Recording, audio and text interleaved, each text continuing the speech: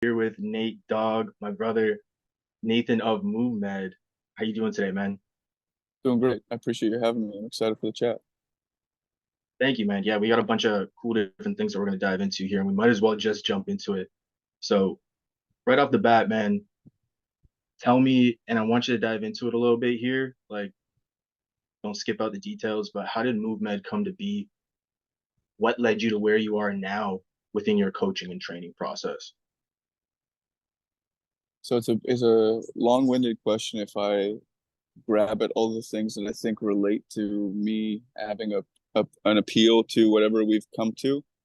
Um, as a kid, I went to a bunch of therapy. So whether it be talk therapy or something called neurofeedback, which was electrodes on my head and trying to interface with Pac-Man and that's another game I played.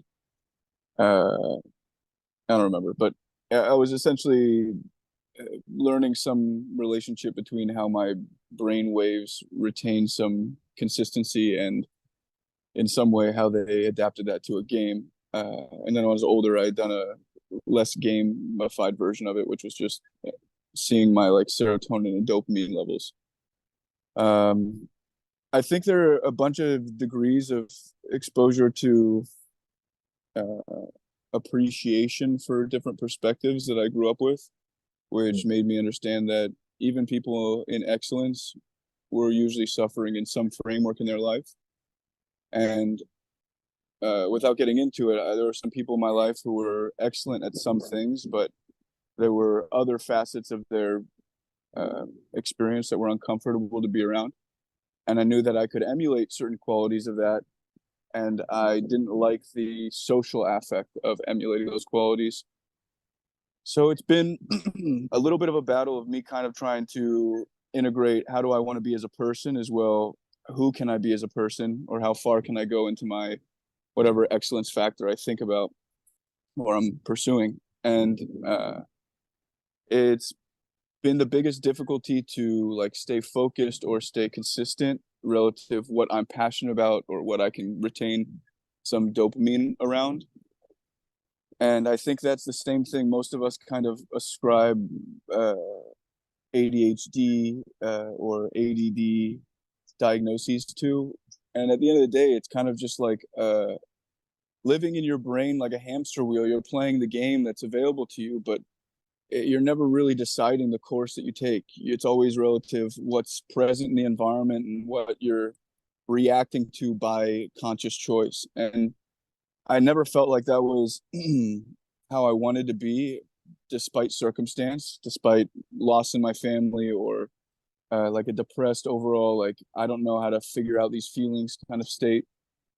And over time, I figured out that it was all very well interplayed as a byproduct of the gift of a recent concussion, like 4 years ago, Mm. which brought back a lot of symptoms and a lot of hardship I had experienced as a child that probably brought me to the therapies at my parents' discretion. That is not my own. Hey, I have this problem. Let's figure this out. But how they saw it as a kid, and it was clear to me that there were no answers. There were only like circumspect, like very specific or like very dialed in treatment plans, but there was no have all be all for all right, if this is very well integrated into your personality, how do we manage being a different person without changing the way we uh, want to pursue ourselves or want to be invested in ourselves? How do we change our behavior without immediately not recognizing ourselves in the mirror? Because effectively, when you do change your behavior, you do become a different you, but that change is hard to foster when there's no template for it. So uh, when I met the guys at S10 Fitness, it was Chris Daly who I met. It was actually at WEC Method where I'd met him.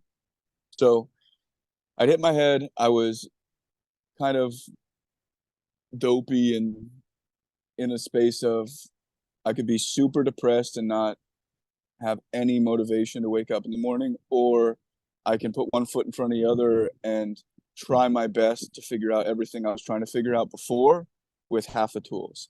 And obviously there's no choice but to trudge on and figure it out, but it was heavy. It was like I was really depressed. I wasn't doing well. And so I was reaching out to people who I'd in some way admired their focus or their approach to identifiable social structures, which is to say, like, if I'm going to be specific, David Weck has a frenetic behavior about him where he has an acute eye. So you can see he's observing despite moving around a lot, which is not typically the case for someone moving around their body a lot. Usually their eyes are bouncing around. Uh, and he retains some structure around his vocalization. So I know that there's some resonance or like register of pressure that he keeps. At the time, I sought him out and I sought Weck method to a degree for, okay, he's figured something out. There's some structuring that's outside the standard answer for what you can do for a concussion or what you can do to bring your body back to life, so to speak. And I saw some relative perspective around like martial arts and energetics. I was like, this is cool. I'm going to check this out. His frenetic is very different than my frenetic. And so I learned very quickly that the idea of learning from someone is not learning from someone. It's literally like ingesting their mannerisms, ingesting their behavior profile. And then however much you can metabolize, you're going to kind of like figure out, but everything else is kind of going to register unfamiliar and like a forced behavior. And that's This how was I 2019, right? That was in 2019 or 2018. to be totally honest with you, I have the poorest ability to recall specific. I remember that time period somewhat, man. I mean, I knew of you, but I don't think we had really spoken much at that time. I met Chris Daly at Whack Method as well. He's a rest in peace, man. He's a special guy, that's for sure. Yeah, he was a great dude. Uh, Genuinely, it, one thing he taught me, which I'm grateful for, and I think there's some perspective that a lot of men don't really delve into, is whether or not there's hardship in your life, there is a need for us to mirror a presentation that doesn't look like we're struggling or doesn't look like we're eroding with the weather that other people may not feel or see. And there's a toughness to that. There's like a whatever, a masculinity to that. But at the end of the day, what it is a behavior profile that many of us are patterned into expecting from a strong presence of a man or a man who wants to present in a strong fashion. And it's very much like that dad figure or that parental figure.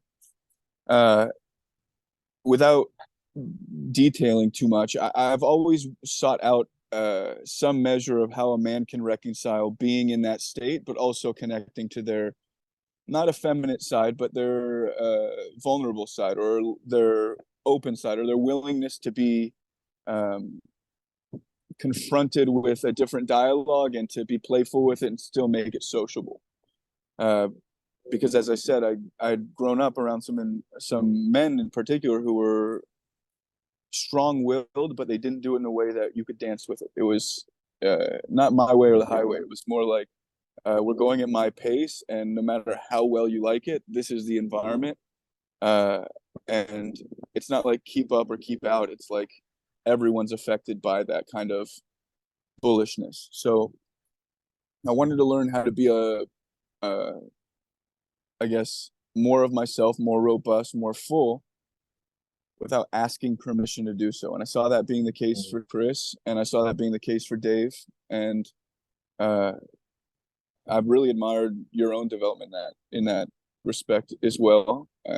There are a number of people that we've seen go through, not specifically MovMed, but the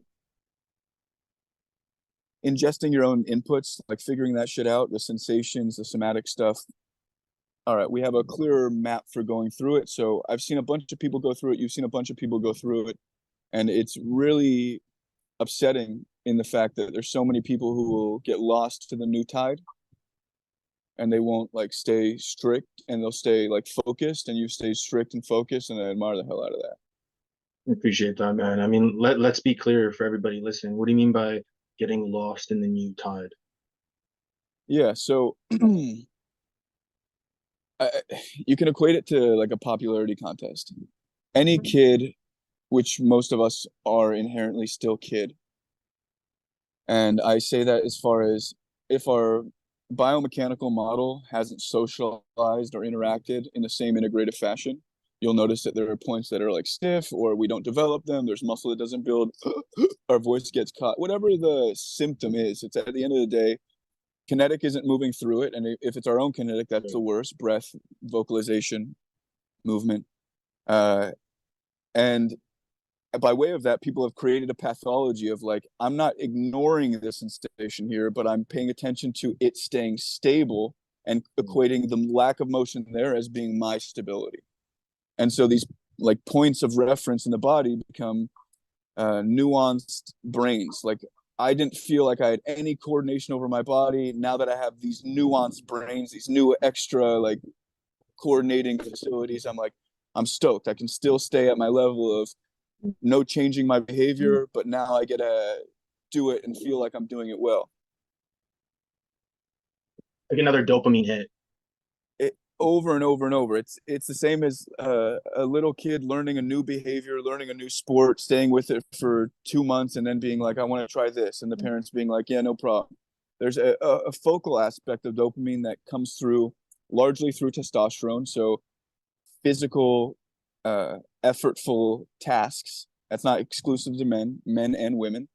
And as we go through the task of being effortful, we're all going to have a personality coming up, or our ego, or our conscience, or whomever the fucking voice is, or the voices are in our head that are saying, I don't want to do this. I can't do this. There's no way. Look at all these feelings that suck. We don't want to feel like this. And at the end of the day, unless you tell yourself how you want to be and then figure out how to get there, listening to all those voices are just going to tell you how to be where you're at.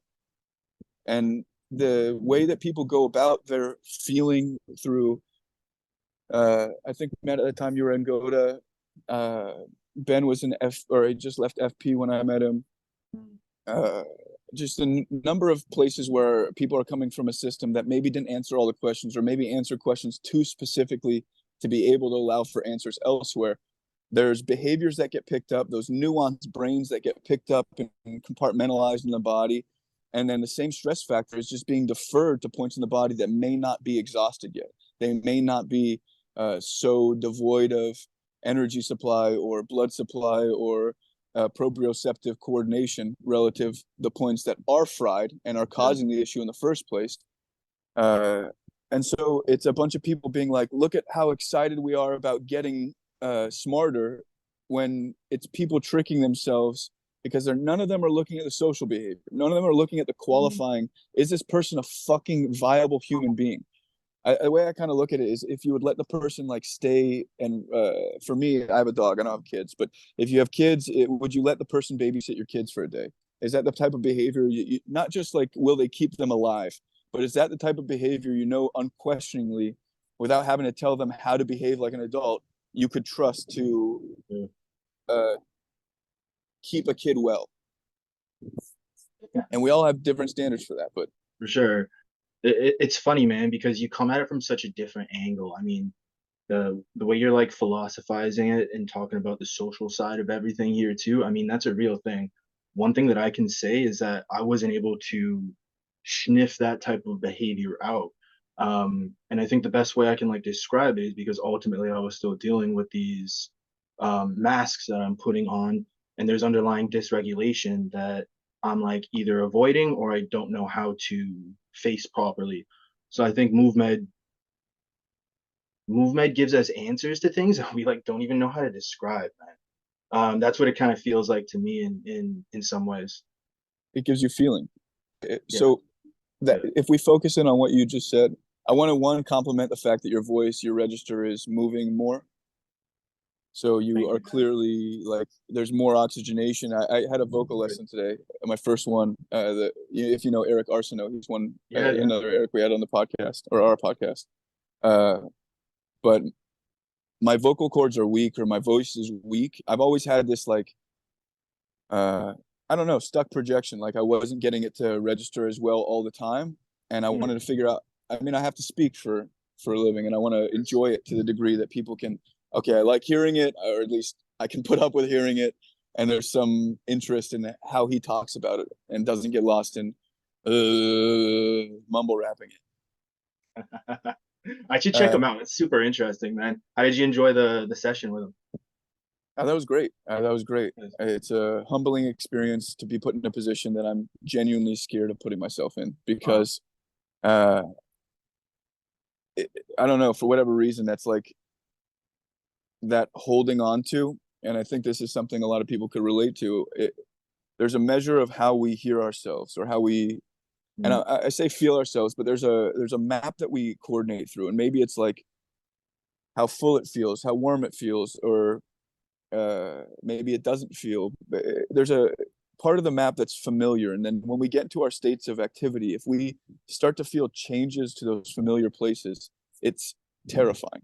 It's dysregulating. It changes our balance because a lot of those stiff points have been restricting our vestibular system or our leveling or our pressure, whatever receptor that we yeah. may qualify prior to that, which we've turned off or we've ignored for a time, is now yelling at us. And so now there's a greater input, which Yeah. whenever we hear a Feels louder. siren, we think, exactly. Yeah. Whenever we hear a siren, we think that there's something wrong with that.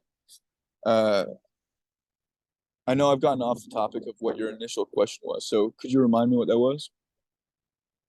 No, it's been fun, man. I was asking you about Eric, how the session was, and then dude, we just got into it. But I interrupted the question with the topic on Eric. Something to the effect of your vocal changes, your registry was yeah, changing. yeah, But before that, and I mean for everybody even too. I think we're both losing track, but for everybody too, any changes in my vocal tone, like you'll be able to see it in videos from a year, 2 years ago. There's a huge difference, man. Again, even like the way my neck, like the thickness of my neck, my skull, like there's been a lot of cool development because of MovMed, and like, yeah, dude, I'm always shouting you guys out. That's why we're doing this. The fact that I got certified with you guys, the fact that I learned directly from you, man, is what changed everything for me. And I haven't looked back. But dude, I mean, I feel like you and I can go on so many different topics and spend hours on this, but let's try and stay on track and also try and give people a little bit of what they want. I know you and I can have our own convo, but my man, let me ask you this. So how does MoveMed, how does it relate to biomechanics slash gait without directly working on movement patterns? yeah. So you had asked me prior to that the social thing, and these are related. If we talk about fundamental developmental structures, the things that the pump is the heart, but the pump is also the lungs. Hmm. And then the venous pathways, when they're full or they're robust, not to say like because we've created tension here and we've created like localized robustness, but because they're robust from the centric highway, there's a lot more allowance for afferent efferent flow. So like the pressure that's created and then the negative flow because of the constant maintenance of flow, there's going to be a lot more allowance for blood flow to come back until such time as we can create a visceral map, the stuff that we don't see, the stuff we cannot see. Our brain needs to relate to it. Otherwise, we're always moving around it. And that's the relationship. We're always thinking about in some fashion. It's not conscious, but we're paying attention to our organs. And if there's a deficit relative, if our diet's so poor that our liver from over alcohol indulgence or dehydration or just toxic oils, whatever it may be, the liver is going to be that first trespass into the gut as far as lung pressure settling the diaphragm. And so if the lung pressure there doesn't settle the diaphragm, or at least it doesn't saturate that area, there's always going to be some deficit. And this is why I think most people are right-handed, because the emotional factors, or rather the pathological factors that associate to emotion or can associate to emotion that restrict the liver, Interesting. are the thing that as a byproduct create overoxidation, or because we're not creating compression through the plunger of the lungs into the diaphragm, overoxidation into the stomach on the left side of the diaphragm. And we effectively are creating not enough hemispheric pressure both sides due to mechanical compression trying to pump out shit from the liver. And one thing that look, I've been so healthy my entire life, with the exception of maybe the last couple of years where it's been my least healthy. But as a kid, I grew up in a very healthy household. But as a byproduct of emotional factors, and I'm sure some fundamental like injuries, I had I had pains in my liver. I was like a 15-year-old. There was no alcohol in my system. There was no drugs in my system. But I was like emotionally dysregulated out the ass. And there were certain things that like I went to doctor, got my tests, enzymes are high. Uh, I had to get some things to effectively regulate how I was. It was like an autoimmune response almost from just being in a pathologically stressed and like defensive state. And a lot of people say that fear in the liver, right? So there's a coordination of like retained tension over time, holding and bracing. If you coordinate around that, and that point of reference loses its capacity to stabilize, then fundamentally you're on a Bosu ball all the time. There's a Bosu ball in there that you can't stabilize. And so no matter how many times you step on a literal Bosu ball, that's not gonna. It's a capacity of regulating your balance structures all the way through their innervation points, and all those organs serve as innervation points. Anatomically, if we have overoxidation, if we have tension and inflammation, all those things are usually simpatico. They usually go together. We have pockets of fascia that are probably like bloated like a wet sponge, but Mm-hmm. that doesn't mean that they're tensile and capable of coordinating. So they might be able to like move around. You might feel like there's a block in your arm, you can move around, but it's not like you can grip the bone and you can feel the outline of the humerus or the outline of the forearms. I can feel my bones because the muscle doesn't specify where like its individual task. It all sleeves and coordinates like a coating of the bone. Um, Over time, if we build out that cohesion of the fascia, we have to come to terms with those pockets that I overoxidized here. Okay, that means that this point isn't learning how to clean itself out or absorb the oxygen, or it's not able to create an intrinsic pressure to subsidize being able to coordinate the oxygen and like uh, generate and manage nitric production. So like the excess of oxygen needs to be mitigated by a CO2 tolerance that's also not pumping excess oxygen through motor control effort, like manually controlled Yeah. reflexes, as if we're going to manage the veins and the nerves for themselves without allowing for there to be perfusion over time. And a lot of the theory or the presentation for what I have comes through all my understandings of dynamic stability. Stability is not just me being able to ground myself and not being able to take off my feet.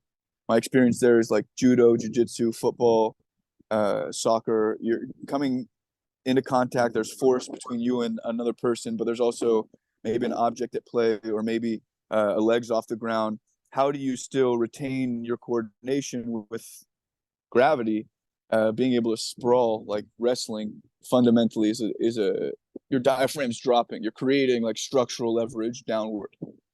If people can't viscerally drop their structure or get heavy dead weight without making themselves have to like lose motility, then the have all be all is we're sacrificing reflex for coordination. And at the end of the day, there's more space for uh, reflex than there is, or sorry, there's more space for coordination than there is for reflex. Uh, but because we're translating the priority of coordination over reflex, we're just diminishing reflex. We're diminishing reflex. And the reason why I say there's more space for coordination than reflex, reflex is finite. We don't teach ourselves reflexes. We can build behavioral patterns that coincidentally help upregulate nerve factors and make us more input receptive. But it's not like our brain jumps into the area and then becomes that area.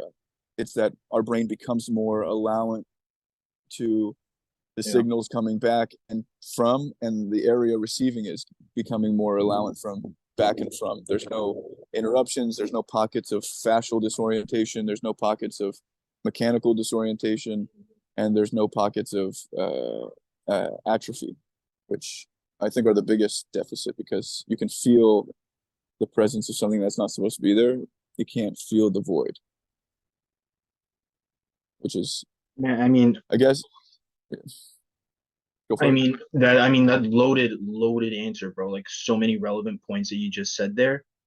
If you think about it, when we like look at how okay, functional camps are working so hard to try and re-coordinate gait a certain way or dynamic movement patterns a certain way, rotational movement patterns, whatever.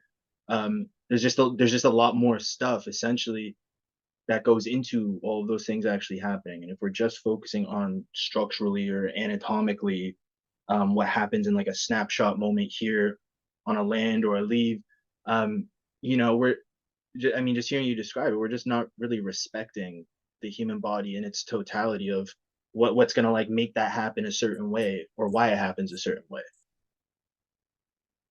Yeah, I'm gonna better answer your questions, because I had this problem when I was a kid. I would always write an essay that I felt was fucking Mm. dope, and then I bring it to the teacher, and the teacher would be like, "You didn't answer any of the prompts.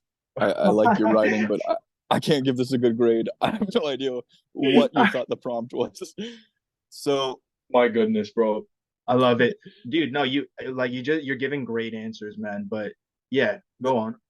the biomech model, I didn't know what biomech was until I got into this business and I started answering questions from people who came to me and said, uh, like, what about, how does this benefit the biomechanics, Yeah, And yeah. I always thought, like, any word that I heard relative, um, like kinesiology, kinesthetics, uh,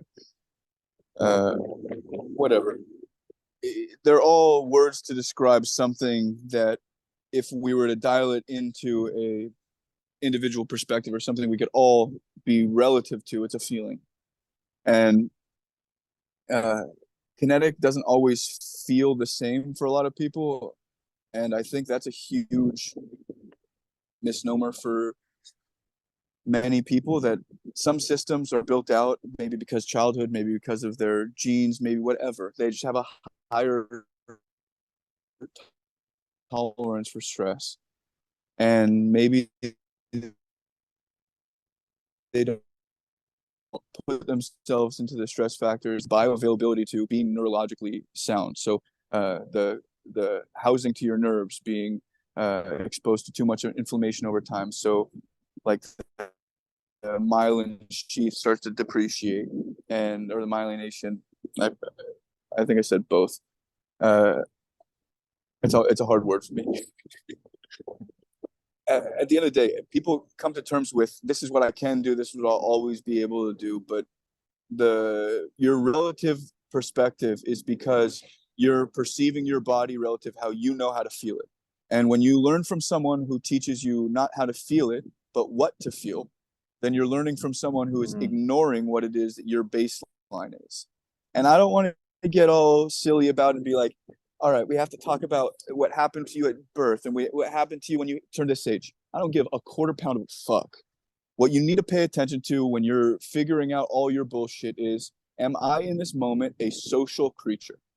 So am I able to present myself the way I want to? You don't have to if you can't. The idea is you take note to the fact that you can't, and you move on from there, figuring out, all right, these are my neuroanatomical or my biomechanical or whatever deficits. When I'm trying to be sociable, I start to feel like I don't control these parts of my body, and they're starting to reflexively engage with some factors that are not physically or mentally present. Maybe they're neurologically present because you've never made them go away, but that's the same start to the that's where we started. You can't jump into a model of presentation and be like, I'm going to improve my map, I'm going to holistically choose everything that's going to be perfect, when there's a bunch of things that are degrading and you need to fix the foundation. If you don't, then that same water damage that affected the first foundation is going to affect the second foundation over time. So It's the almost like social we haven't structure, it's almost like we haven't even defined a foundation, dude. Like It's the exactly it. foundation that you're coming from right now is something that, like myself as a coach, I've never heard anybody else talking about it on this angle. I think the meaning that, so anyone asks me, where does this come from? I watched people who I loved and I thought were the happiest people in my life get sick or foster sickness. Mm. And two of them passed away when I was young.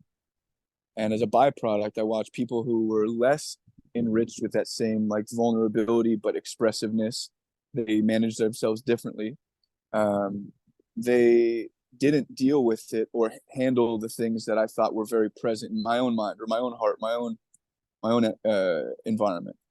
And so watching a series of events unfold that were not the way I'd want for them to unfold, and knowing that I could ascertain that at my age, I started to, well, for one, I came to terms with, all right, if there's an ego present around me, I clearly have some mirror of that. And I looked from a young age, is this me being them, thinking that I'm better than them? And so I diminished myself for a long period of time, being like, I'm not going to be them, standing in front of myself, being like, this is the way I should be, because that's how I saw them being. But coming to terms with it, that's like, yes and no. They're doing something right, but there is a degree of standing up for yourself or standing in front of yourself that prevents you from hurting yourself, that prevents you from getting in your own way.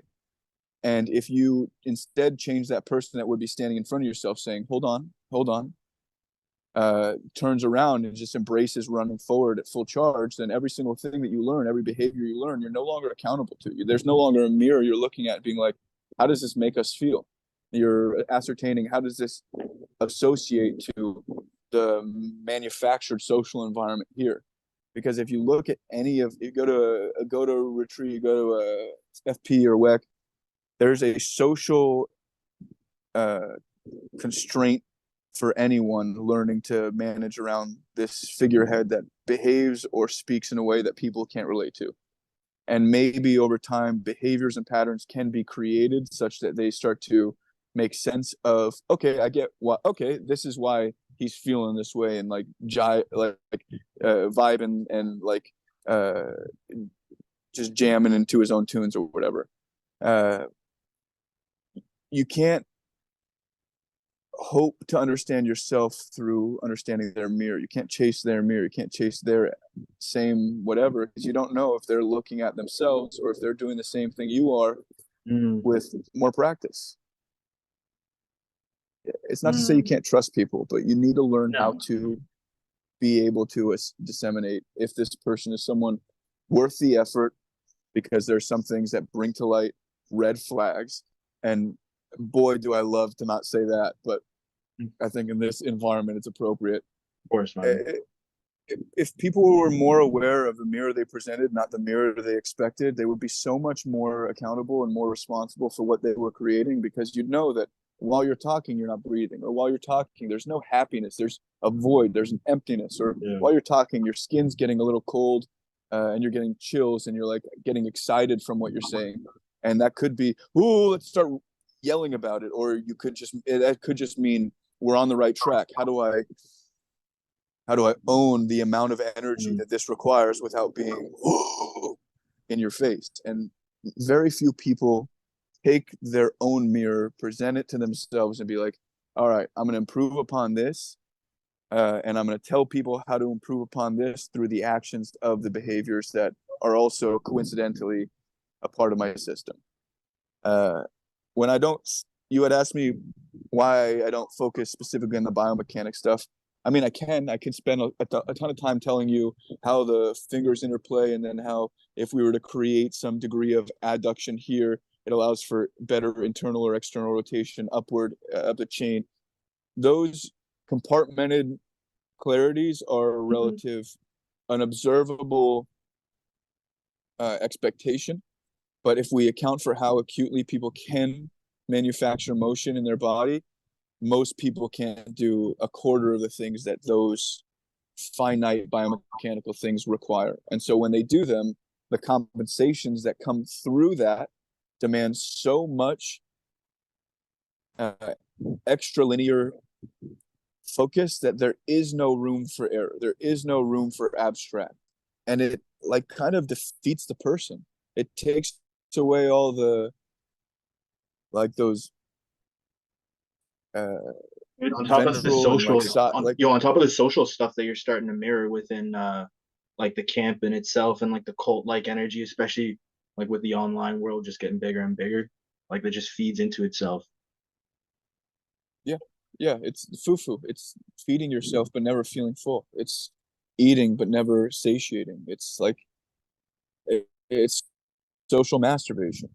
I could, dude, I could write an essay and Yeah. put a presentation on everyone's favorite Instagram influencers, everyone that we all follow and we all Yeah. have some appreciation to or gravity toward. Be like, if I people I've met, talking about a number of people I've met, the dysregulated or bull rushy, like pushing over, or the almost seductive, like laying down and like waiting for your turn to be over for them to show you the goods kind of thing. Like you can Mm. see how people manufacture these underlying presentations of self, and it's there's so much sexuality in the male influencer sphere right now, where dudes are doing something where one dude's at crotch level and he's like talking about his knee, but it's not pointed at his knee. It's like a real cool crotch shot, or uh, uh, some the kettlebell and humping stuff. Seen a lot of that recently. If we look at all the psychological factors or social factors that would explain some people's personalities here. These are people searching for mommy. These are people searching for daddy, or they're people searching for some degree of hug that they're now qualifying as being in the same network or framework as sex or something sexual. And the mental dysregulation that comes with taking every physical part of your body and this is for this is for this, and this outfit's for this, and this mask is for this. Shut the fuck up. Own your social disrepair. Walk into their shy.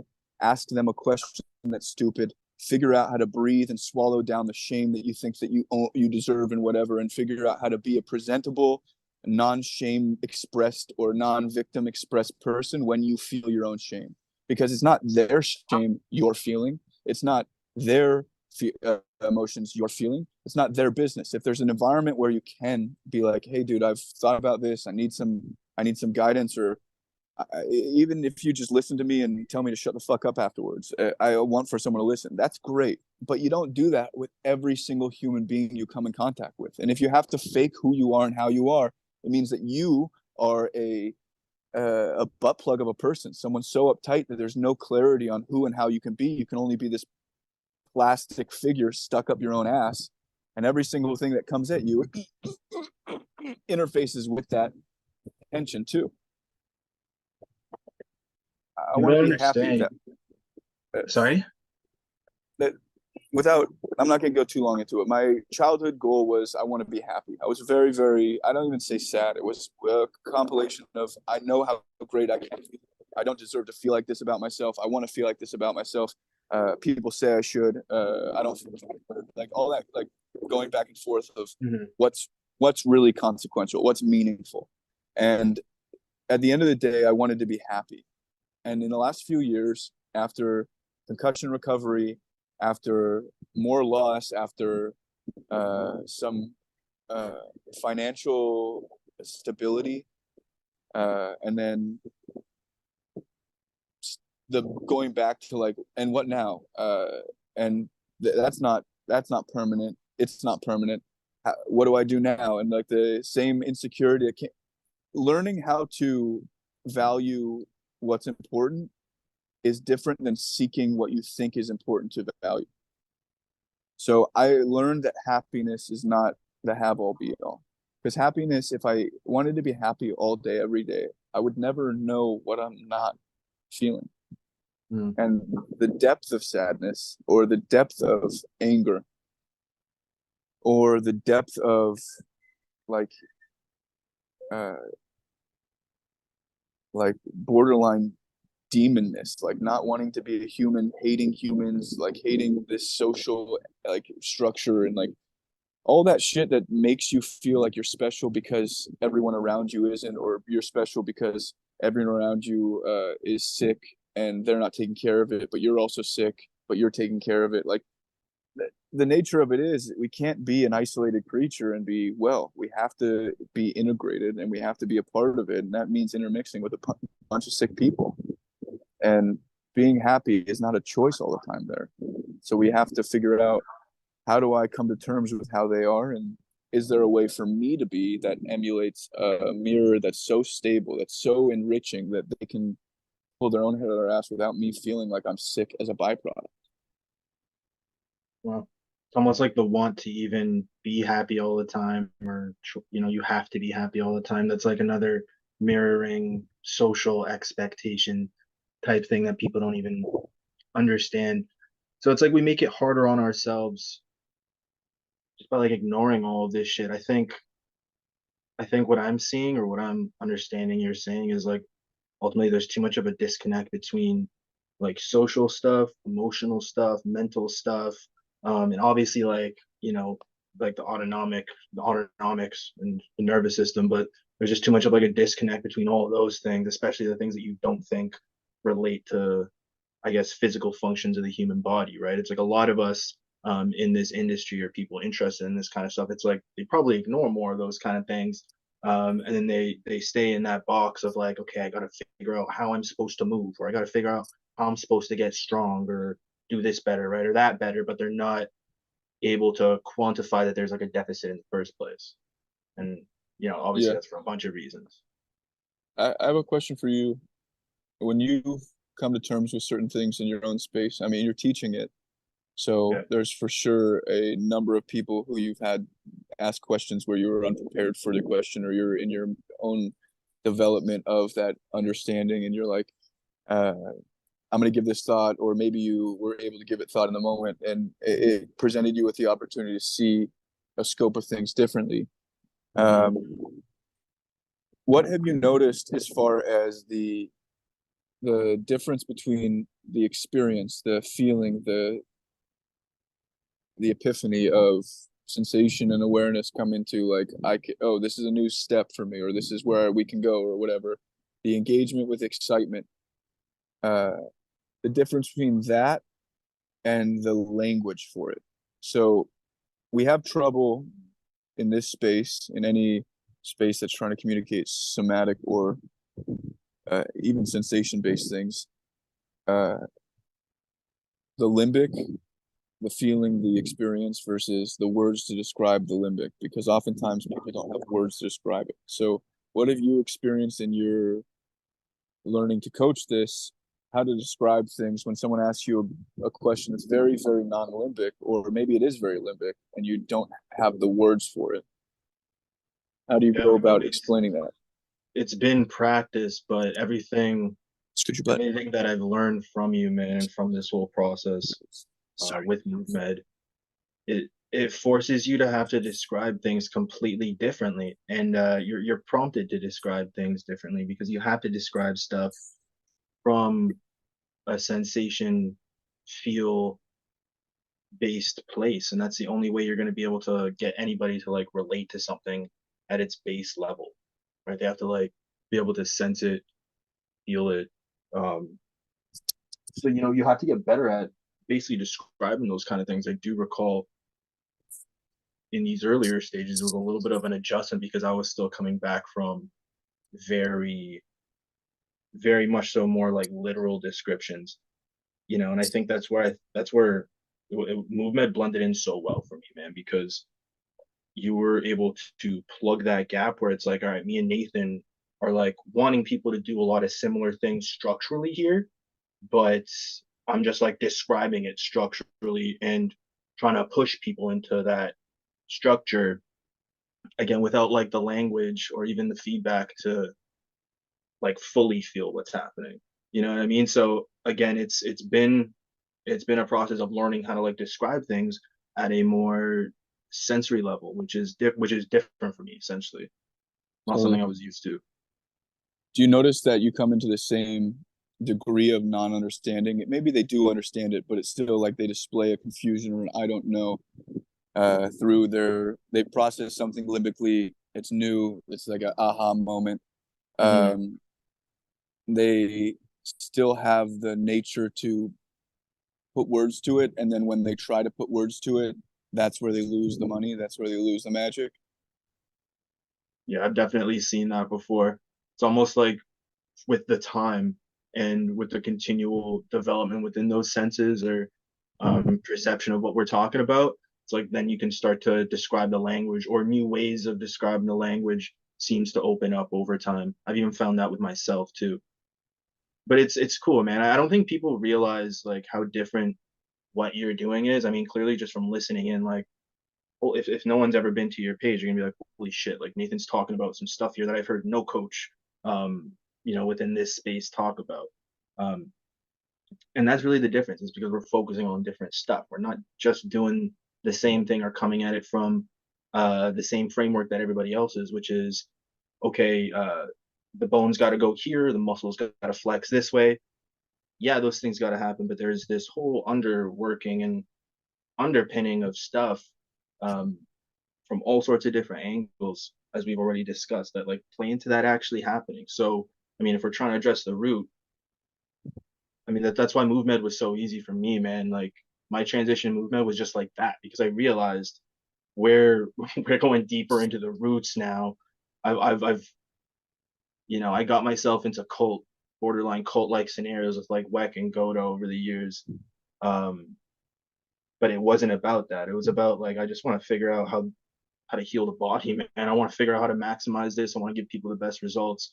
And so like very quickly I realized like, oh, okay, we're here. Nathan's connecting some dots that I don't think anybody's no one's connecting these kind of dots right now. And again, you have to feel it, guys. You have to like do this stuff to really understand it. It's almost like anything we're saying right now ultimately is just conjecture. You gotta like throw yourself in the fire and do the movement work. It's true. Yeah, I mean, anyone that learns how to do some of this stuff with a little bit of nuance, not to say when someone sends me a DM, so is that second exercise shoving my neck back? You use language that I would never use in a session. Yeah, shove your neck back as hard as just shove it back until you hear a clicking noise. Uh, there's danger to doing things that are in areas that are underdeveloped, particularly the neck. So there is some Yep. Yep. clarity to like getting coached through it.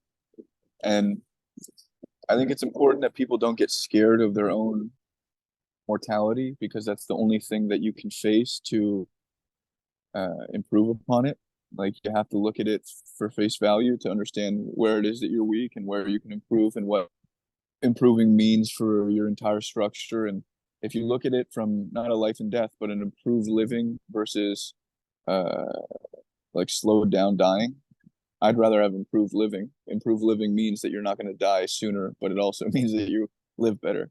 I'm not just trying to defer death. I'm trying to live it well, and I want to learn how to embrace the parts of me that maybe as a kid I didn't, and I have the chance to now. And that's the beauty of being a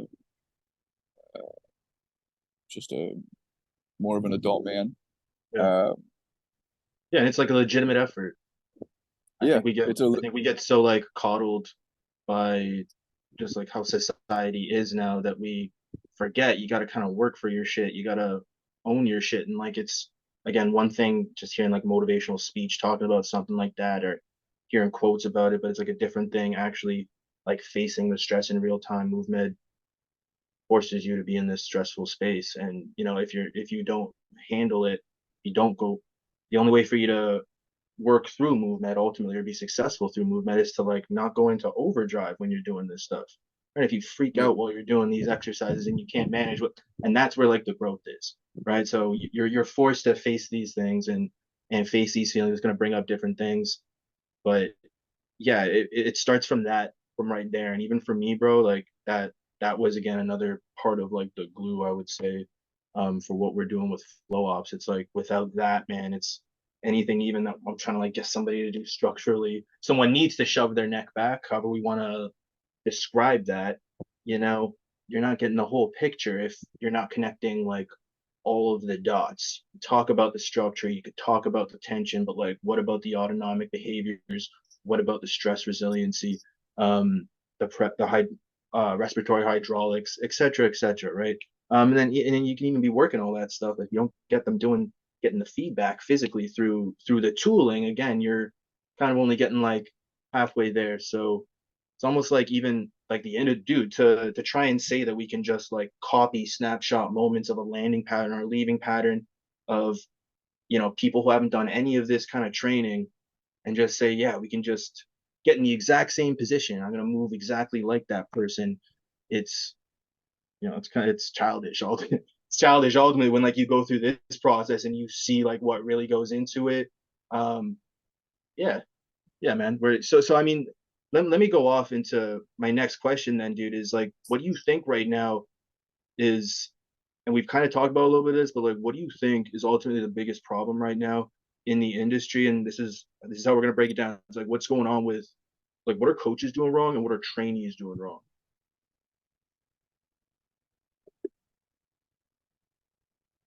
I'd say that most people in their life are coordinating now as being the next stage from then, and then probably being a minute snapshot of adolescence. So they figure they're 34. Uh, how did I get to this point? I still feel really young. More than likely because there's not a lot of substantive memory. There's not a lot of visceral memory from the dozen of years before, after leaving college or high school, or wherever their most social environment was prior. And so a lot of people will go on their own journeys to figure out where they belong or who they belong to or whatever it may be, what faith, which tribalism or community or cultural is, whatever it may be, nationalism. You're creating some identity that you can mirror that will tell you about yourself before you have to tell yourself or listen to yourself about yourself. And dude, it may not be interesting shit. It may be really dumb, boring baby stuff, but everyone needs to listen to themselves about themselves and then fucking tell themselves how they want to be, listen to themselves respond or not do it, and then figure out, okay, this baby that I am, that I want to do these things, I'm not doing them. How much investment have I shown? Not very much. What are we figuring out to make these things change? Okay, I'm not going to do these things. I'm not going to get rid of these things, but uh because they're giving me my dopamine, maybe I can do other things that can replace that uh lack of dopamine, natural dopamine, build that out, and then from that built out natural dopamine I can translate that into, all right, now that I'm a stable fucking human being that knows what effort feels like and manages it well enough so it doesn't become my personality, I can teach other people how to make whatever effort is for them uh, not feel like it's their personality. So you can do everything in your life, get all the different avenues, all the facets of cool shit you want to jump back and forth between, but you can do them as a stable creature, not having to change your mask for each one. I'm going to not hear the tone of their voice and not see the silhouettes of their body. Uh, just knowing how they move or how they sound. One has male features, one has female features, and they're kind of in like Inversed. they're kind of inversed. Yeah, and they're both.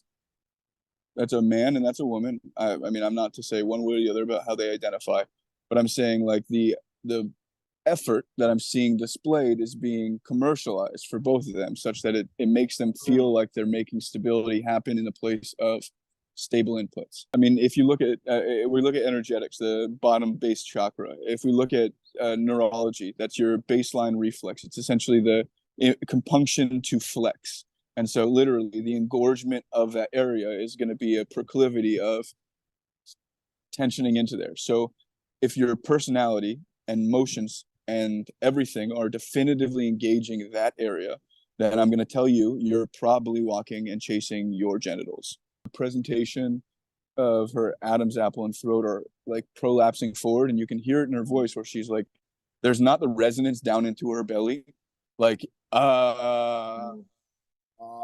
you can hear the choke in it. And that's for the same reason, because the creating or the fabricating of the pelvic position displaces the diaphragm. Her lungs are no longer basing out. Being a male, his rib cage is not limited to or restricted by having breast tissue. And so because of that, his pecs have been developed such to a point, or to a point such that he's able to like manage his the hemispheres of his diaphragm from upper rib motion as opposed to shoulder motion or opposed to scapular motion, where a lot of women are subject to limited and or lacking motility of their upper top ribs, and they breathe from the little gap in their neck that they can, as opposed to breathing through their intercostals. Weird, It's a man. problem. Yeah, no, it's a big time problem. And again, it's like people don't have the faculties, dude, to even consider this kind of stuff because they don't know what a they don't know what a base should look like, or they don't know what healthy looks like, or they don't know what regulated looks like. If we're Or they all dysregulated and we've been it's not sure, new. Like there's been dysregulation and layers of this for, like decades and decades and decades, man. It's getting worse. And I do think a lot of this is cultural, societal, again, with like you said, without getting too foo, but like, trauma and stuff like that too, the nutrition, the food quality, all that. yeah, yeah, There's a lot that goes into it, but I mean, ultimately, I think people are getting too tribalistic. They're like trying to, everything that you're saying with the social side of things is super relevant, like more relevant to the biomechanics than people realize. But ultimately, people are getting a little bit too tribalistic about movement or training camps without, I guess, having the tools to suss out if these people actually have their shit together.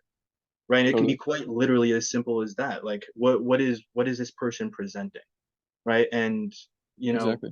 in society today, it's like, we don't want to make it that simple, right? Because we're all special, we're all unique, we can't do no wrong. But No one's special. yeah, man, well, we need guys like you who are gonna keep it real. And like, I have no problem that you mention any of that and that we're talking about this kind of stuff right now. Like we gotta have these kind of conversations. I think we can suss that out. And all we're trying to say is that like it's not that there's individual things that people are saying that can't be beneficial or can't be relevant. It's just you got to look at the whole picture, and ultimately, we don't have a whole picture to look at it from.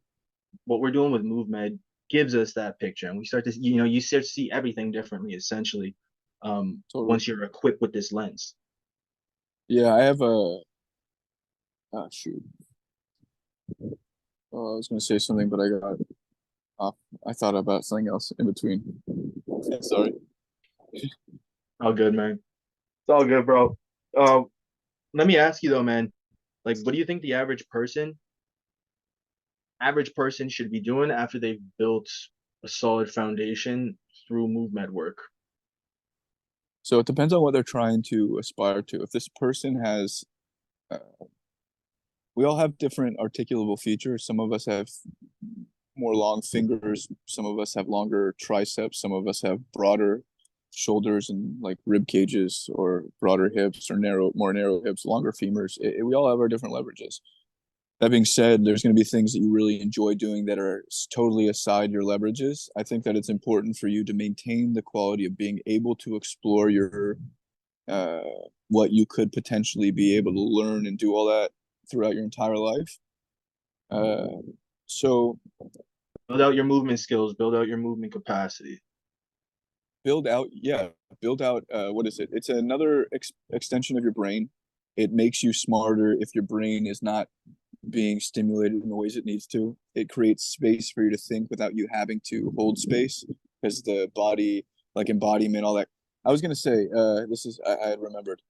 You know the notion of shadow, like the esoteric notion of someone's shadow work. Yeah, like the shadow self or Yeah, I've been seeing someone write deep work, but it's ironic because the shadow is not present as much when you change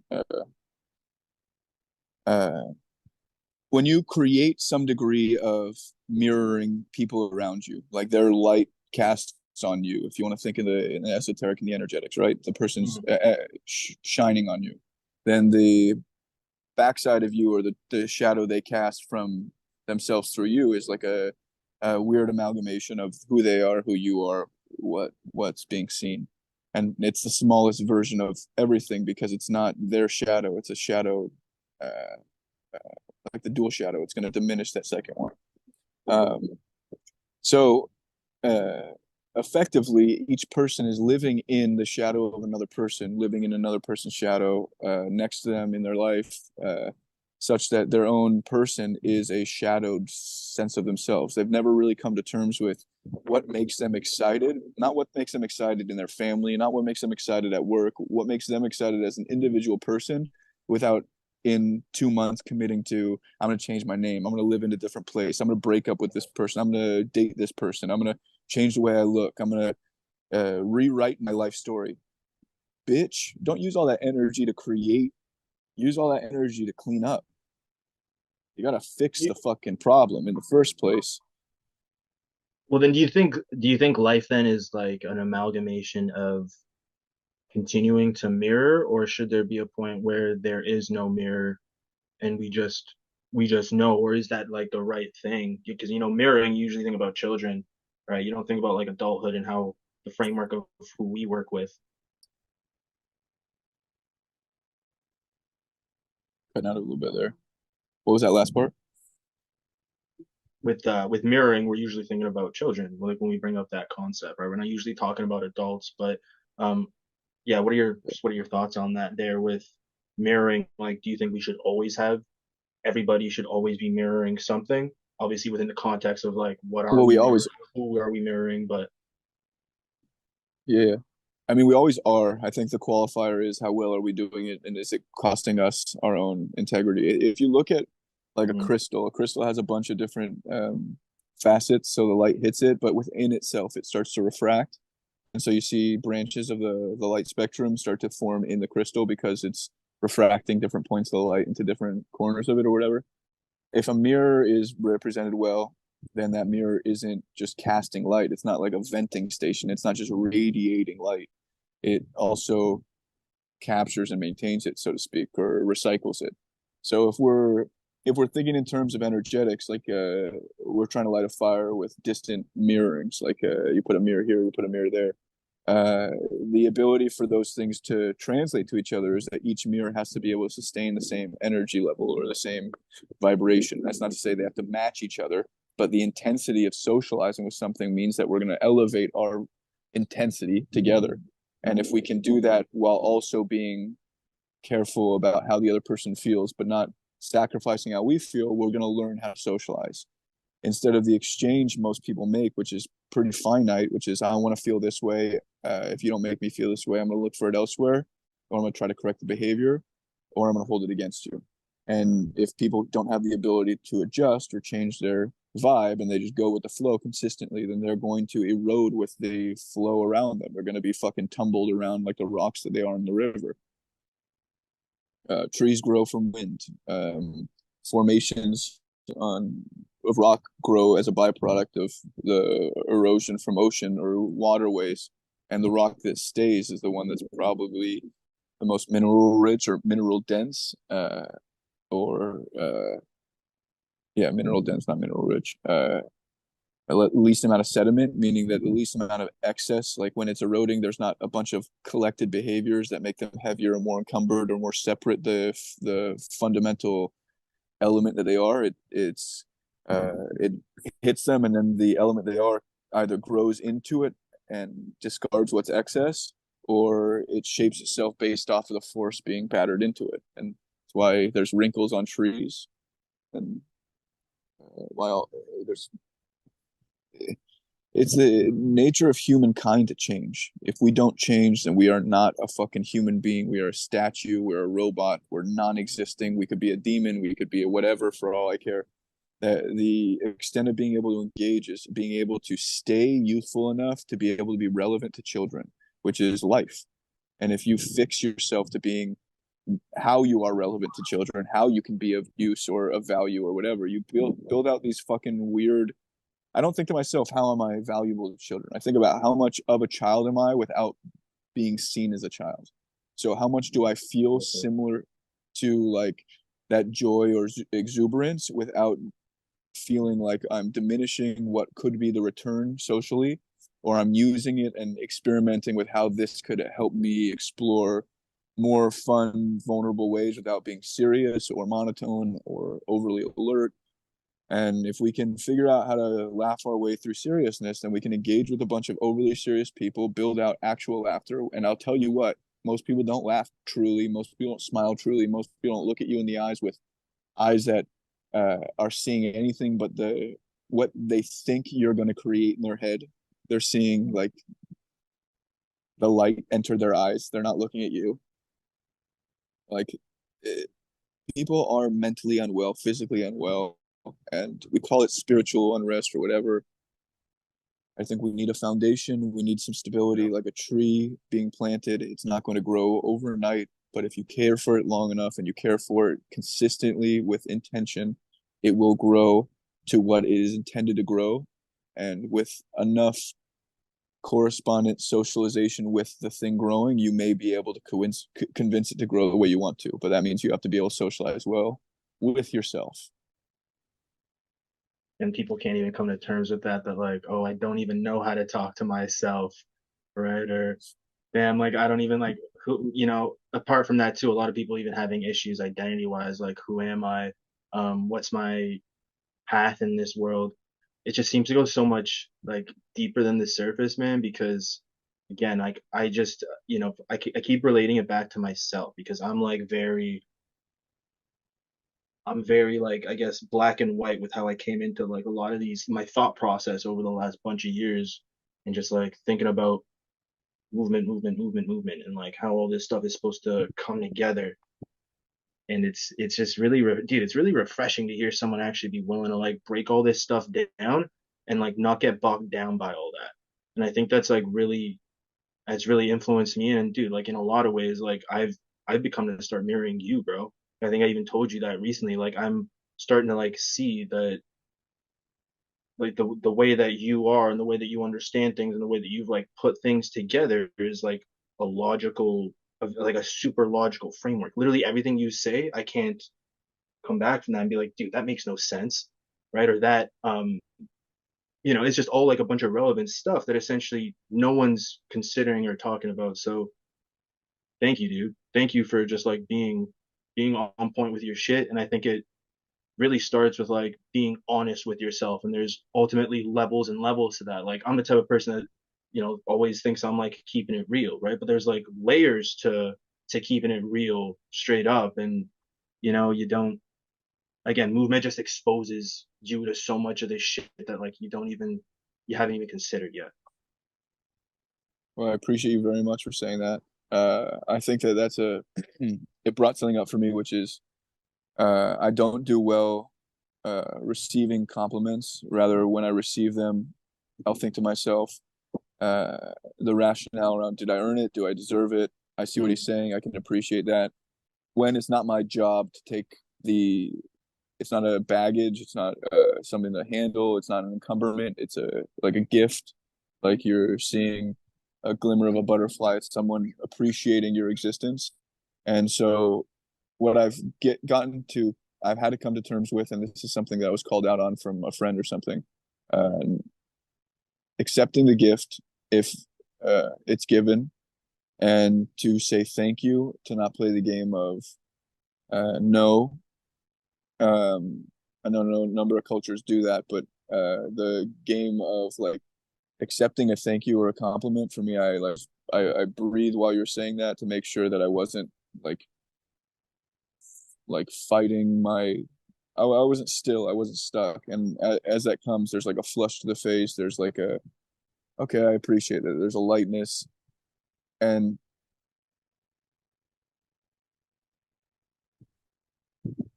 the chasing of feeling can often be scary, or it can often be like, I'm not this person. Who am I? What am I doing? All this kind of stuff happening. Maybe that's a release of hormones. Maybe that's a release of tensions, and you're like letting go of something that happened that was very significant that you did put a lot of words to, and all of a sudden, for the first time ever, you don't feel like putting words to stuff. And the last bit of things that you try to put words to was something you're no longer holding on to. So there's some disrepair between, what do I do now? Sometimes you just breathe and try to accept as much of that breath as tangible, like the words, the thankfulness or the goodness, whatever it is, the warmth. And as you breathe that warmth in, You want for there to be a coincidental, it's palatable, it tastes good on my tongue, I can swallow it. And not like you're trying to savor it, not like you're trying to give yourself an ego trip, not like you're trying to get distracted and make it a mechanical effort. But there are degrees of physicality that go in with letting you accept something or feel nourished or satiated. So movement is a lot of the time, in my own way of thinking about it, how can I accept what's happening that I didn't want to happen? Or how can I accept what's happening that I don't actually have an opinion on, but I do have a reaction to? Interesting. You can you can surmount it to that. Like that simple as that. How do I describe Yeah, things that I don't understand?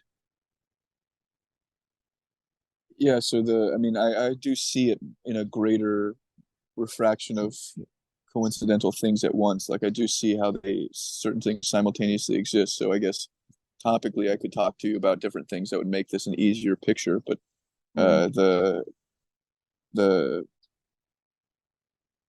the give and take, the effort to irradiate versus radiate, it's similar to how my breath class was. Eric taught me a way to describe it. And I'd been doing this with MovMed, but I didn't have a word for it, which is the backlog of breath, or how breath doesn't just enter when you're speaking and you're vocalizing, but or it doesn't just project out, it projects back in. So there is like a responding or resounding flow of pressure that's still going to be interacting with your insides. And if for every experience you have, you don't account for the different dimensions of experience, then you know for a fact you've chased maybe a causeless pursuit, or maybe a pursuit that didn't have enough merit. And you trusted a piece of yourself, but that was not the stable part of yourself, or that was not the and because the compartmenting is so strong, will behavior around, all right, this is the next action, this is the next action, this is the next action, when in reality, if we can be present to it, if we can accept it and allow it, and then we can be active in our breath with it. You're like how I don't like saying any of that stuff, and it comes out. It's a foo-foo shit. People have ruined this language. Oh man. Basically, you have to learn your fucking lung muscles, and you have to learn how to be fucking strong with that shit. And if you cannot be strong with that shit, then the muscles outside your lung muscles are gone. Your voice is weak. Your presentation will not be as oof. Your output will be bullshit compared to what it could be. Mhm. And no matter how you think you might be scaling at some value system, a little bit of, oh, I'm getting these things that are going to get me there. Nope, not how it works. Not how it works. And you're gonna have to face your shit if you want to get these kind of results. If you don't, if you keep ignoring it, you're gonna be Your stuck in kids the will face same it. spot, ultimately just feeling like you're doing something or feeling like you're progressing. So it really is, again, like I always say that it's airway and nervous system. You don't want to get caught up in like the foo foo side of maybe how, breathing can be displayed at times, but it really does start with everything. Yeah, it starts with all that, man. It starts where it starts, and it's like people don't. I don't know why there's so much resistance to this kind of stuff. I feel like we're moving along as an industry, like nervous system. Talk about the nervous system or Words. the airway. Yeah, it's. I don't think it's ever been this hot right now as a buzzword. But I think we're still obviously extremely far from where we need to be with people starting to like take in the things that we're teaching is what really is our bread and butter here. The vibration shit. It's an Yeah. intensity factor. Every time I go to the gym and I increase weight at a measurable amount, like I'm not just pushing for the sake of pushing. I'm going at a rate that I'll be able to build with. Right, we could track There's a that degree. too. Dude, that might be part of, just sorry to like interrupt. That might actually be part of it is that like output stuff we can track a lot better and that ends up being a lot easier for us to like attach a mass to and get like dopamine hits from. With a lot of this like functional stuff, it's like literally less tangible. It's just like, oh, I feel better, or Yeah, oh, my hamstring apparently functions better, so it doesn't hurt anymore. So the back of my knee doesn't 100%. hurt. Yeah, you're literally just you're doing something and foundating. I'm going to continue doing this. I'm going to continue doing this at this level or this intensity or this familiarity. Where if you were to go to the gym and as standard strength and conditioning coaches say, and there's some tremendous strength and conditioning coaches out there. So for the biomechanic community that's anti-gym or thinks whatever, you've had bad mentors, or you yourself are not good at metabolizing the information, and you need to find the environment wherein you can, because you're doing yourself and whomever you're telling to do the same a disservice.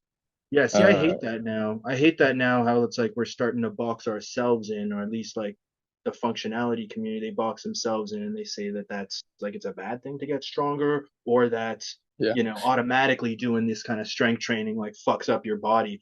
And it's even like it's very cringy to think that like I was even part of that at one point too. And again, it's just like the dysregulation goes deep. I can speak on this stuff because I was honest with myself that like I had these deficits. I've been working on them, and now I can like see shit for what it was when I was at that stage and like where I'm at now. totally. I think the biggest benefit from the gym is you cannot disagree with the weight. It is what it is. Right.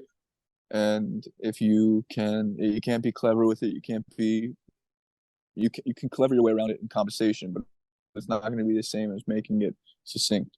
And each time I get that extra level of midline singularity, when I get my bottom ribs to start to really create the coordination of my shoulders, and I get my pelvic floor to come together, there's a different degree of access and intensity, and I'm getting taller in my structure, but the maintenance factor, the effort to maintain it, is more than I'm used to. That's what is meant by raising your vibration. It does not mean, and please bear with me, it does not mean exposure to frequencies. Mm-hmm. It does not mean going out and getting in an ice bath and feeling yourself move a lot. Anything that you're going to do needs to be something that relates to and makes you look back at yourself, does not add on and encumber the being that you are currently. Meaning to say, it needs to make you reflect on who and how you've been, and it needs to be a progression at a step basis. You're going to the next step. You're not jumping to a different staircase like it's fucking Harry Potter. You are stepping to the next stair on this. Tony Robbins, or I went to a breathwork seminar, Wim Hof. I went to an ice bath training, or I went to a somatic therapist, and we did men's dance and yelling at each other and crying in each other's arms. And all those things don't mean that the day after you come back, you are a different person. It means that you did some shit, you liked it, and your environment for sure will not cater to it, because it is a full social leap away from where you were. So unless you are going to be a realistic human being and you're going to come to terms with, okay, I cannot do this everywhere, all the places, but if I want to feel like this, what does that mean? How do I create that for myself?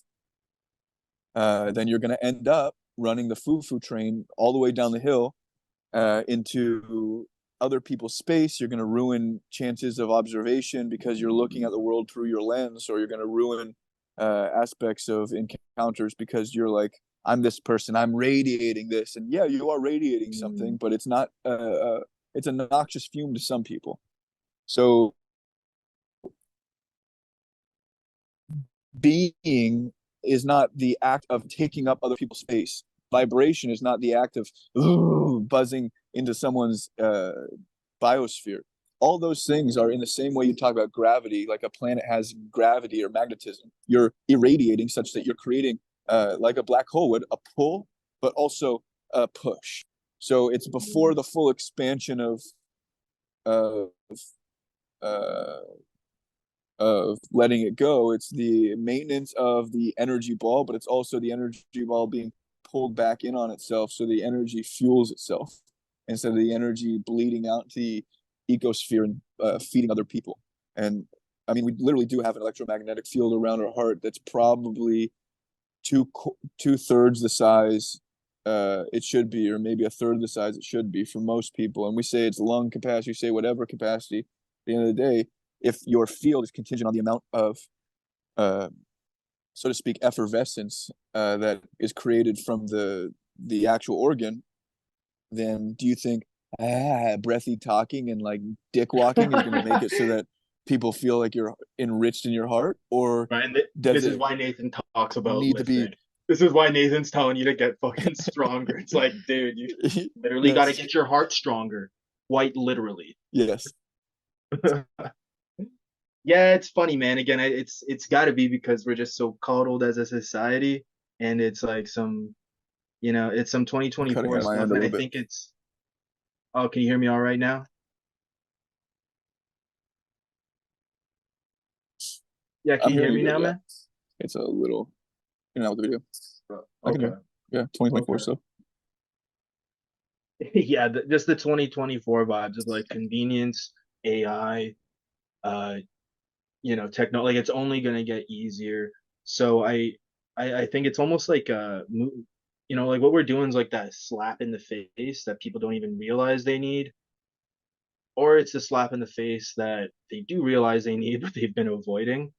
And you're gonna Yeah, have to get that slap in the face. There's like you don't have a choice essentially if you do this work. I mean, or dude. Everyone needs to get punched in the face sometime in their life. I don't know how people have gone so long not getting rocked in their noggin. fuck, man, fuck. Yeah, and dude, let me actually ask you one more here, by the way, because we're gonna get out of here soon. Dude, what do you think like is next for yourself personally, man? Like being the guy who's leading the charge with MovMed, like, dude, again, massive respect for like coming up with like all the proprietaries and putting everything together the way that you have with MovMed, man. Huge fucking respect for reason XYZ. We talk about this all the time, man. But like, what's ultimately next for you as like a man, and what's next for MovMed? Yeah, so the separation of the two is what's next for me as a man. Being able to identify that I have a life outside of work and being able to cultivate that without it being you know how it works. Um, that being said, what's next for MovMed? The release of the book. Um, I have to do my final look through, which I'm going to do today, and then give the go ahead for the publishing, which is going to take maybe 2 weeks. And as we get finished with that, that's going to go out. That's going to get released. I'm also going to have an artist that's going to work with me direct and hopefully take on some female coaching roles. I think there's a cool parallel between how, as an artist, she sees the motion mechanics and how it may translate. But regardless, it's been a hard thing for me to help people imagine a sensory facet. It's not external, so how do we look at it? So we have a really cool opportunity to have an artist get render all this kind of stuff, and I want for there to be.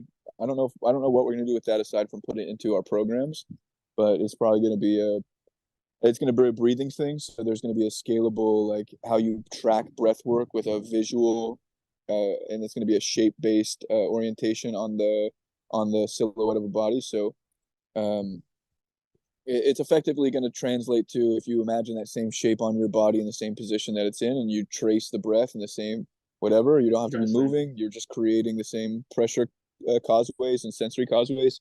It's going to make the effort. So it's That's cool fun, because man. yeah, Yeah. the 3D art is going to be a real Yeah. thing. And then I hope to be able to take the individual pieces that are MovMed and make it a more cohesive thing that's operating out of Canada, operating out of the United Kingdom, operating out of Australia, operating out of the US. Start And doing you're going to be certifications, workshops worldwide.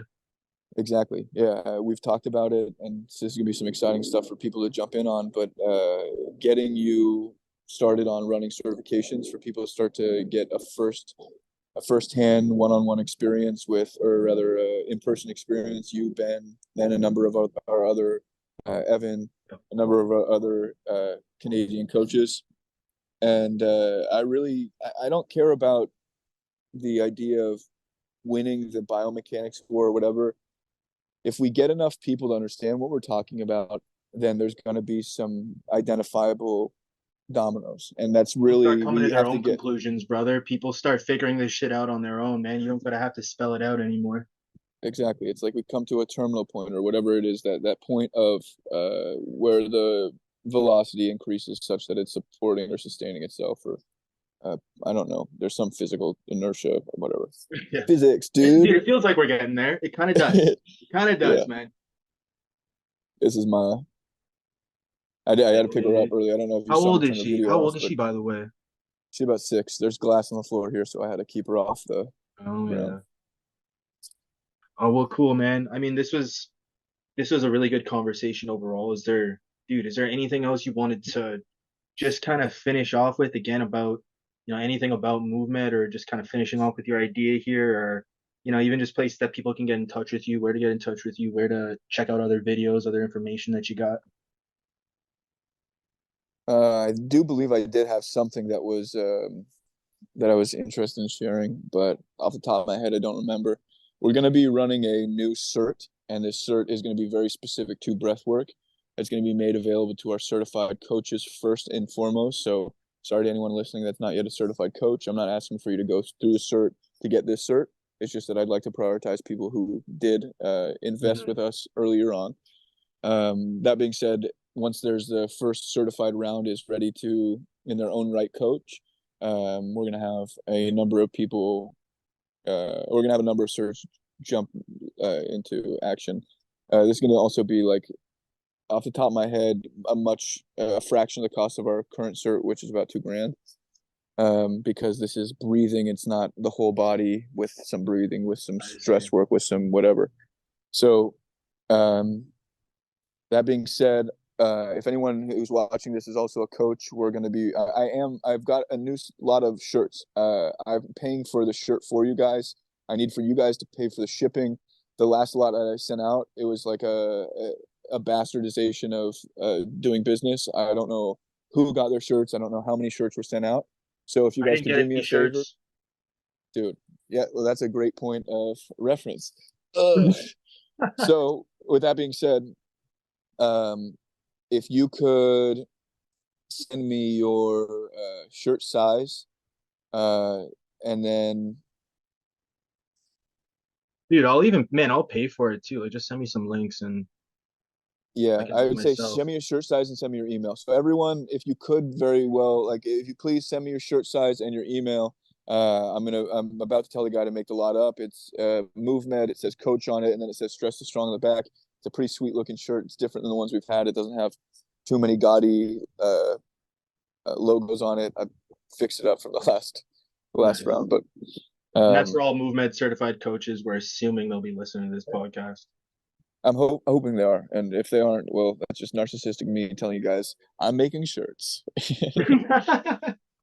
Oh man, I'm sure there'll be enough of the bros popping in. Dude, last thing I'll maybe ask, just because I was gonna say this and I just remembered now.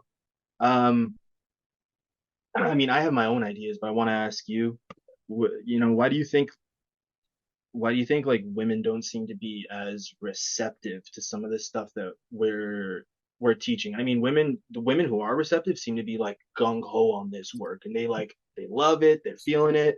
Um, and dude, do you think that's just because like you're a dude, I'm a dude, we're dudes, or do you think there's like something else to it that's going on? Think about it as being a viscerality factor. So men have a absence of the womb factor. We have an externalized appendage. We don't have this feeling of when we make kinetic efforts, it entering us as much, and so we don't feel as much midline stimulus or sedation of our reflexive points, our pelvic floor, and that's why a lot of men have more unstable pelvises than women. Uh, I think women are less visceral. I think they've made Mm-hmm. an excuse for themselves early on in puberty because they created a map that didn't change. That is to say, it changed maybe at 13 and 14. And after that point, because their physical efforts are oftentimes replaced by social engagement factors, or basically their mental energy is being spent elsewhere aside their bodies. They start to conceptualize or visualize their body more, which is the same thing being done in the biomechanic stuff, same thing done in the foo-foo field. It's Okay, essentially interesting. removing yourself from the act of feeling or ascertaining what it is that is feeling, which is your organs. And if women are not feeling their organs, they're instead sedating like degrees of anatomical kinetic thresholds or baroreceptive thresholds. You'll see, I see women with weaker ankles more often than not than men, even if they're runners. Women with like more swelling or fatty points behind their knees than men, but their hips are often definitively more stable. So the trunk mass, center of gravity is usually landing on something that's way more capable of taking the weight. That being said, it's not pulling the weight in, it's like kind of just like receiving it as opposed to creating a marker of, okay, I feel this physically, how much physical control can I take over this? Yeah, if you're the type of person that fakes smiles, or you're the type of person that goes out of your way to show a semblance of happy when it's not there, even if your intention's good, you are a sickness to social society. And it's like resting bitch face, but the opposite. There's a different feeling, but you're fixing feeling, and that's not the way we should be. So don't go so far to say, just like the man himself from FP, emotions and the face and all that shit. Like, you don't restrict it. You don't do that. You metabolize them. You figure out which ones are worth your time, which ones are not in the moment. And then as you start to understand that kinetic dislodging of feeling all those emotional, whatever the effects of pinball in your system, you start to work out how to stabilize your system against those emotions. That's the root of humanity. That's the root of existence. We eat, we shit, we sleep, we reproduce, and reproduction is one and the same with socialization, and socialization has fabrics to give us people to eat with, people to sleep with, family or partners, or people to shit with. Uh, that's not one we get. Maybe we don't get that, but you get my point. I get it.